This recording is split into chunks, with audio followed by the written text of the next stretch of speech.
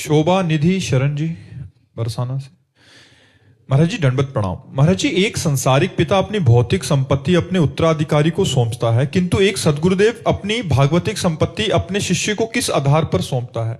जब शिष्य मन तन प्राण सर्वस्व समर्पित करके गुरु स्वरूप हो जाता है, गुरु में तन्मय होकर के गुरु स्वरूप हो जाता है, तो यहां संपत्ति समर्पित नहीं करनी पड़ती, अपने आप गुरु के हृदय की संपत्ति का अधिकारी बन जाता है। जिसने तन मन प्राण गुरु को समर्पित करके उनकी सेवा में गुरु का चिंतन करते करते तद्भाव भाविता हो गया, तन्मयाहा हो गया, गुरु में तन्मय हो गया, तो गुरु स्वरूप हो जाता है। जैसे भृंगी नाम का कीड़ा दूसरे जाति के कीड़े को मिट्टी के घरौंदे में बंद करके और अपना डंक मारकर उसको चिंतन कराता है, तो बिना शरीर छोड़े दूसरी जाति का कीड़ा भृंगी कीड़ा बन जाता है।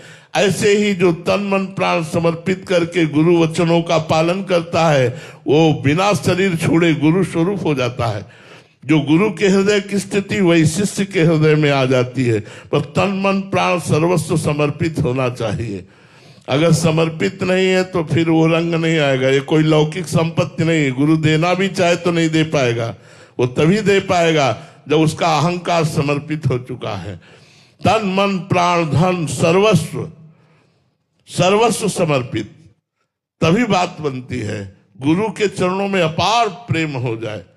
एक बार दिल्ली में अमीर खुसरू जी के गुरु जी पधारे थे, तो एक गरीब ब्राह्मण ने सुना बाबा सिद्ध हैं, तो उन्होंने सोचा उनके पास धनी मानी लोग आते रहते हैं, हमारा काम बन जाएगा। बाबा के पास गए, दंडवत किया और बाबा से कहा, बाबा बेटी का ब्याह है, अगर कुछ सहयोग बन जाता आपके धनियों से तो। और बाबा निरपेक्ष थे, उनको किसी से मतलब नहीं था, तो उन्होंने टालने के लिए कहा परसों आना। वो ब्राह्मण फिर पहुंच गया परसों, बाबा आपने कहा था परसों आना, वो बेटी का ब्याह है, धन चाहिए। तो कहा यार धन चाहिए, मेरी पादुका ले जाओ, पादुका।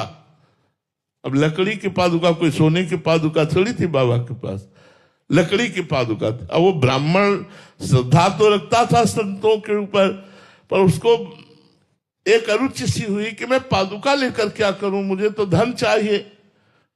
पर बाबा ने कहा है तो पादुका तो